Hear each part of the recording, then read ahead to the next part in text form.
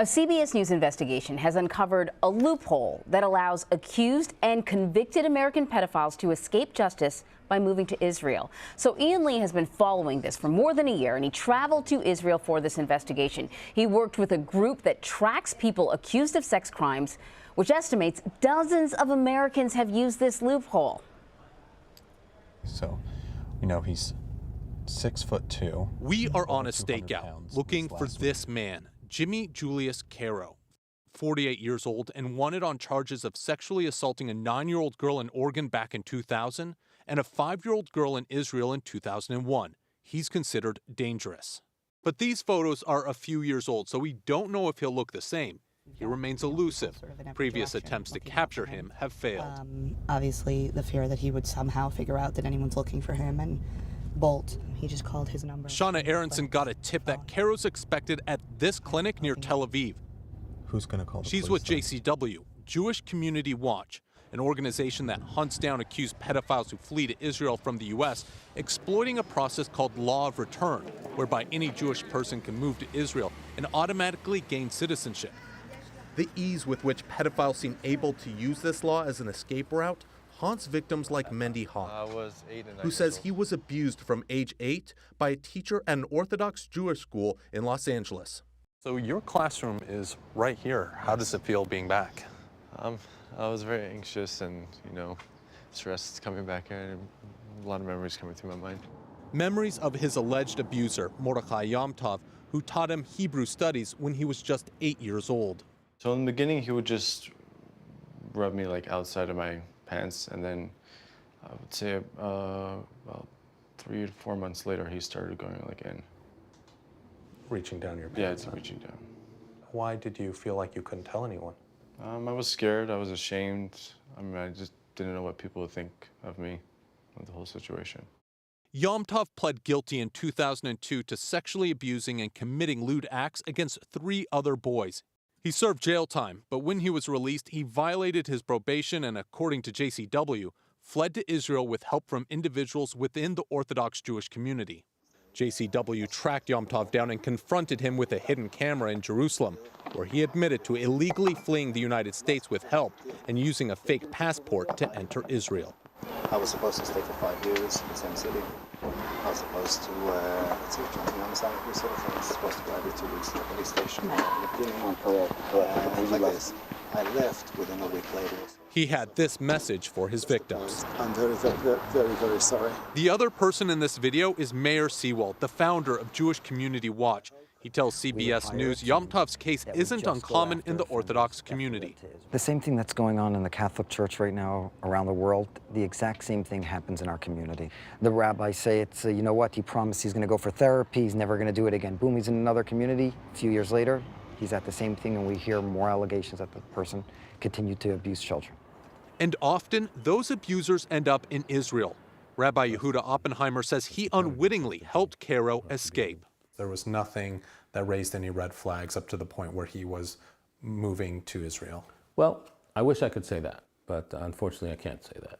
So he had violated his parole, and now they were looking for him. He said that there was something in the past that had happened when he was young, but nothing had ever happened since. I've changed and I'm a different person now, but you gotta help me. I felt that I could trust him. So I wrote him a letter, and he bought a ticket, and he left. Caro is accused of abusing more children when he got to Israel. What was that like for you when you found that out?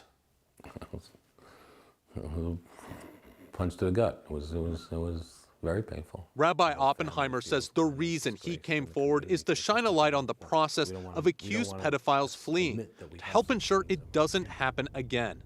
Back at the stakeout, an ambulance pulls up and a man steps out. It's Caro. That was definitely him. Oh my God, okay. The police are called and eventually arrive. His days on the run are over as he's led away. Did you assault the girl in the United States? No. Did you flee Israel because you assaulted the girl in the United States? Have you ever assaulted any girls in Israel? Do you know that you're wanted by Interpol? Yeah. There's relief as police escort him to their car. This marks the end to a months-long manhunt. Oh my gosh! Can I give you a hug? I have something I need to tell you. Yeah. Okay. We found him, and he was just arrested. What? He was just arrested. Thank you. Wow. Oh my gosh. Amuna, not her real name, is the person on the other end of the line. She was a little girl when Caro entered her life. I was 4 or 5 years old. My mother was on bed rest. My father's a rabbi, so he wasn't really home. He used to come to our house. We used to play games, and then it became sexual. I'm going to give you a cookie because you do it so nicely. It's all about the cookie. It's all about lying, and it's all about being so evil to a little child. He also threatened me he would kill my parents, he would choke me, he would hold me, he would kidnap me. How did that affect you? A lot. Yeah. It affected my whole life. My whole life is around this sexual abuse and rape. Yeah. Amuna turned to therapy and art to help deal with the trauma. This is in my bedroom and my inspiration. She paints and writes poetry, but she's still angry that it was allowed to happen in the first place. What are your thoughts on him being able to come to Israel and flee the United States? It brings up a lot of anger and a lot of frustration towards the Israeli system. Shauna says the failure begins in the U.S. Why would someone want to help one of these pedophiles escape? Oftentimes there's some sort of community incentive. Either somebody owes them a favor, or someone in the community, let's say an institution, has covered up for them in the past, and they know that if this goes to court, there's a lot of civil liability coming down the line, you know, and it's going to cost a lot of money to a lot of people, and nobody wants to deal with that. Shauna accuses the Israeli police of not prioritizing accused pedophiles on the run. Why do you have to be the ones that do this? Because nobody else is. I don't have any better answer than that. And if you guys weren't doing it? Then nobody would do it. Israeli police told CBS News that, quote, the police coordinate closely with the Ministry of Justice and worldwide police organizations in order to find suspects overseas. Today, Caro faces charges in Israel, while back in the United States, the district attorney's office in Clackamas County in Oregon told CBS News they are working with federal authorities to secure his extradition. But Mordechai Yom Tov remains at large. The district attorney here in Los Angeles told us they have not requested Yom Tov's extradition and that they had no other comment. Jewish Community Watch says that is the problem. If American officials don't try to get accused pedophiles from Israel, then they simply escape justice and leave children at risk. The U.S. Department of Justice declined to comment on specific cases, but praised their relationship with Israel's law enforcement, adding sex offenders have been successfully extradited in the past. Days after Caro's arrest, Amuna confronted him at an Israeli police station. I was scared. It was good. It was good to confront him. It was important for me to have that closure in my life. The healing process will continue for Amuna, but for many, like Mendy, the lack of justice means the pain continues. So there are two things JCW says could help close this pathway. First, better background checks on people moving to Israel. And second, more willingness from U.S. authorities to pursue the accused. So it certainly seems like law enforcement, both here and in Israel, are sort of busy patting themselves on the back on how well they cooperate with one another. But Jewish Community Watch seems to be doing most of that grunt work, that on-the-ground investigating. Why do they say, that group, why do they say more pedophiles aren't being apprehended?